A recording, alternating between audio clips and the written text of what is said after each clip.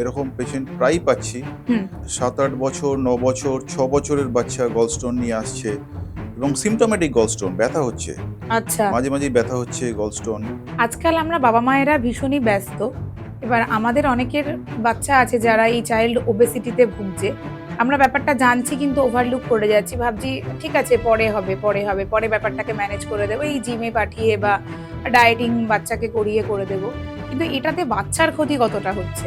বাচ্চার ক্ষতি তো হচ্ছেই। হয়তো তাৎক্ষণিক ক্ষতি হচ্ছে না। কিন্তু পরবর্তীকালে দীর্ঘকালীন স্থূলতা যদি থেকে থাকে, তাহলে কিন্তু নানা রকম হেলথ হ্যাজার্ড আ এখন দেখতেই পাবে চারিদিকে অস্টিও আর্থ্রাইটিস একটা বিরাট ফ্যাক্টর। আচ্ছা, মানে আর্লি এজ অফ অনসেট।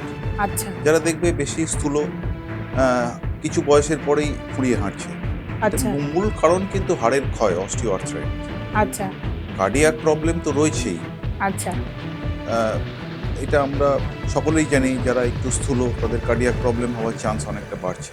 আচ্ছা, তার সাথে, সাথে হাইপারটেনশন, তার সাথে, সাথে মেটাবলিক ডিসঅর্ডার, আচ্ছা, মেটাবলিক ফ্যাটি লিভার, আচ্ছা, তার সাথে, সাথে ধরো গলস্টোন রিলেটেড ডিজিজ, আচ্ছা।